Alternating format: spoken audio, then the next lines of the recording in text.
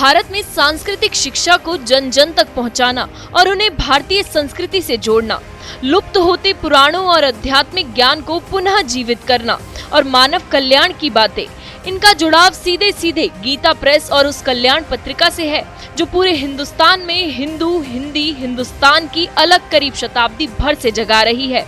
और गीता प्रेस की शुरुआत 1920 के दशक में उस समय हुई जब पूरा देश अंग्रेजी हुकूमत से आजादी के लिए छटपटा रहा था। देश पुनर्जागरण के एक अलग ही दौर से गुजर रहा था। राजनीतिक तौर पर हिंदू मुसलमान की बातें हो रही थी।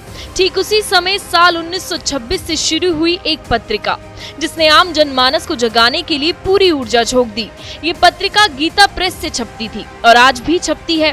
कल्याण पत्रिका के संस्थापक संपादक थे हनुमान प्रसाद पोद्दार, जिन्हें प्रेम और सम्मान से उनके साथी भाई जी के नाम से जानते थे।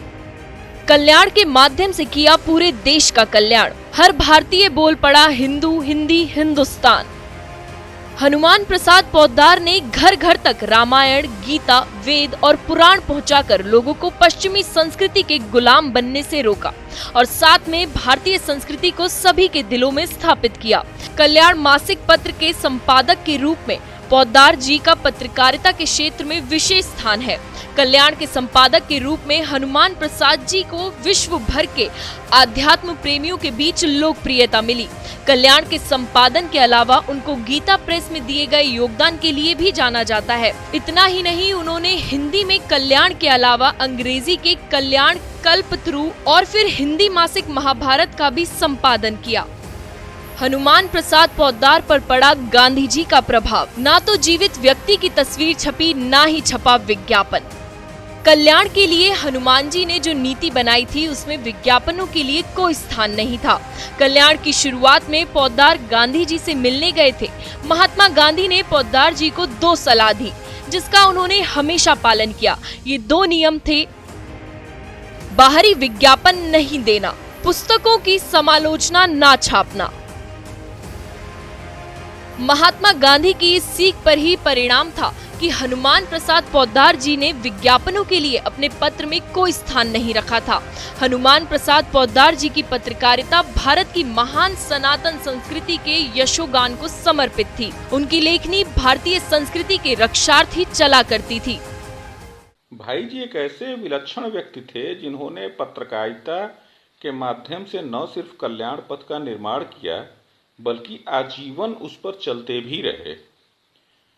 यदि हम पत्रकारिता के क्षेत्र में भाई जी के अवदान की बात करते हैं तो पाते हैं कि उन्होंने पत्रकारिता के क्षेत्र में अध्यात्म के आधार पर नैतिक मूल्यों का विस्तार तो किया ही, इस क्षेत्र में नए आयामों के साथ नैतिक मूल्यों की स्थापना भी की है। हनुमान प्रसाद पोद्दार का जन्म राजस्थान के रतनगढ़ में 1992 में हुआ। इनके पिताजी का कारोबार कलकत्ता में था। क्रांतिकारी स्वभाव के हनुमान प्रसाद जी कलकत्ता में अरविंद घोष और देशबंधु चित्तरंजन दास के संपर्क में आए और स्वाधीनता आंदोलन में कूद गए। क्रांतिकारी विचार की वजह से वो सामने खड़े किसी भी बड़े आदमी के दबाव में नहीं आते थे। यही वजह है कि साल 1951-52 में जब प्रभुदत्त ब्रह्मचारी चुनाव में नेहरू के खिलाफ खड़े हुए तो कल्याण ने मुहिम चलाई कि लोग प्रभुदत्त ब्रह्मचारी को वोट दे। यही नहीं, गौरक्षा आंदोलन में भी हनुमान प्रसाद पोद्दार का योगदान जबरदस्त था। एक बात और जो उन्हें सभी से अलग करती है वो ये कि उन्होंने सिर्फ कल्याण के लिए ही विज्ञापन नहीं लिए बल्कि खुद के लिए भी कभी कोई पुरस्कार ग्रहण नहीं किया। चाहे अंग्रेजों की ओर से राय बहादुर सम्मान की पेशकश हो या भारत सरकार की तरफ से भारत रत्न, उन्होंने खुद कभी कोई सम्मान स्वीकार नहीं किया और निरंतर हिंदू हिंदी हिंदुस्तान की सेवा करते रहे। इस बीच साल 1969 में हनुमान प्रसाद पोद्दार जी पेट की गंभीर बीमारी के शिकार हो गए। लंबी बीमारी के बाद 22 मार्च 1971 को हनुमान प्रसाद पोद्दार जी का निधन हो गया। न्यूज इंडिया अपनी खास सीरीज पत्रकारिता के पुरखे के माध्यम से पोद्दार जी उर्फ भाई जी को श्रद्धांजलि देता है और उन्हें नमन करता है।